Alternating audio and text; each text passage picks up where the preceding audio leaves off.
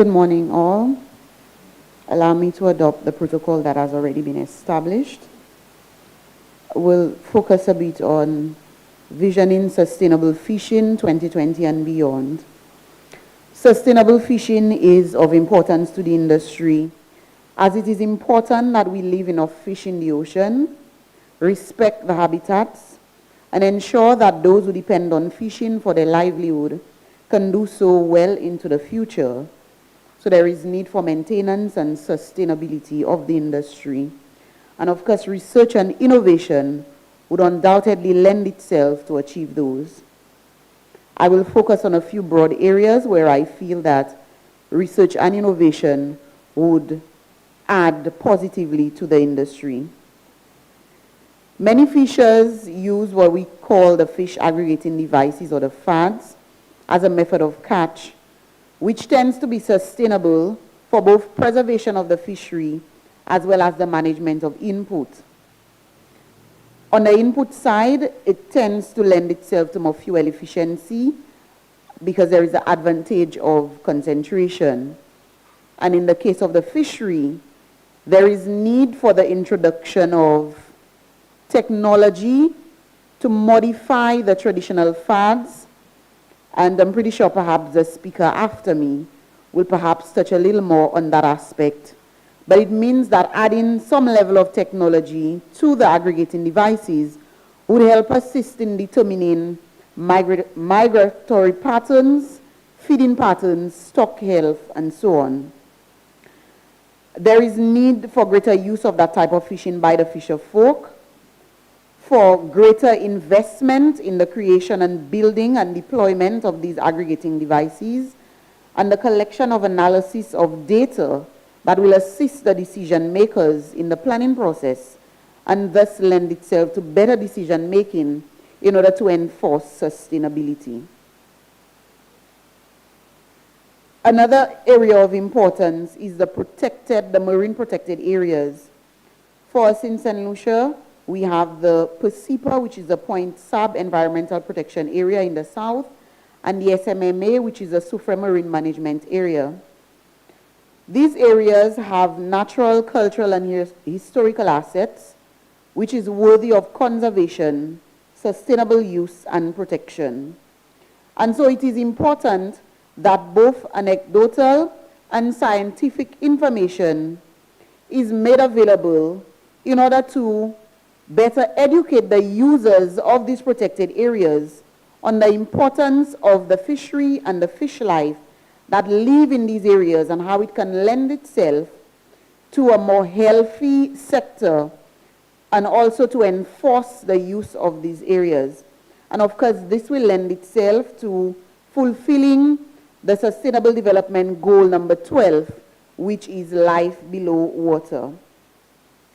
Open and closed season for specific species of specific fishery. The Department of Fisheries, constantly does research in these areas, looking at specifically the health of fisheries such as the lobster and sea urchins, the conch and turtle. But I think there is greater need to ensure that there is constant review of that information and perhaps more scientific methods of collecting information on these fisheries to ensure that the users of this fishery is well versed and can well understand what is available in order to preserve this rare and fragile ecosystem and habits so that we can enjoy this type of fishery for many more years to come.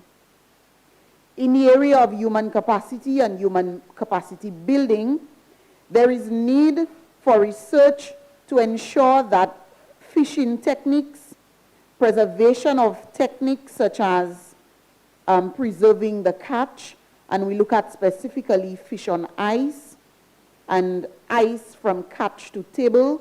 We know that this is a very ticklish area because the understanding of many persons who consume fish, many of the consumers, is that fish on ice is bad fish. But the information actually shows us that putting the fish on ice from the sea actually preserves the fish. And so there is need for us to enforce this There is need for greater research in these areas and the need to educate, especially the consumers, but even more specifically, the fisher folk on the importance of such. We see other emerging areas in the fishing sector, such as agriculture, aquaculture, and aquaponics. And the FAO research shows that these are the research of 2018 shows that these are very viable areas. And so there is need for more in-depth research in these areas so that we can streamline, but also that we can guide these processes to ensure that the fishery continues to remain sustainable and that we can continue to enjoy wholesome fish for years to come. I just want to mention as I close the St. Lucia Sectoral Adaptation Strategy and Action Plan for the fisheries sector. And that plan is, we refer to it as the SASAP, and it looks at 2018 to 2028 under the National Adaptation Planning Process. And I just want to highlight two of the outcomes. Outcome 1, which looks at the enhanced enabling environment for climate adaptation action in the fisheries sector, and the strategic objectives under that outcome. 1, to improve the national policy, legal, regulatory, and institutional framework to facilitate climate adaptation to the fisheries sector. And the second objective is to enhance human and institutional capacities for the design, implementation, monitoring, and evaluation of fisheries-related climate adaptation projects. And 3 objectives on the outcome 2, which is the enhanced nutrition, food availability, quality, and security through adaptation in the fisheries sector. And the objectives are 1, to improve productivity through climate resilient fisheries management systems. 2, to promote climate resilient aquaculture production in response to a changing climate. And 3, to promote alternative livelihoods, creation and development, and to strengthen climate resilience in fishery-dependent businesses. And so it is important that additional research and specific targeted research is done in the area of fishing and the fishing sector, because we also acknowledge the importance of that sector in food production and in the decrease of our food import bill. And so it is important that we as the users of the fishery, but also the policymakers, understand fully what the impacts are in that sector and how we can ensure that for years to come, that we continue to have a sustainable fishing sector due to the many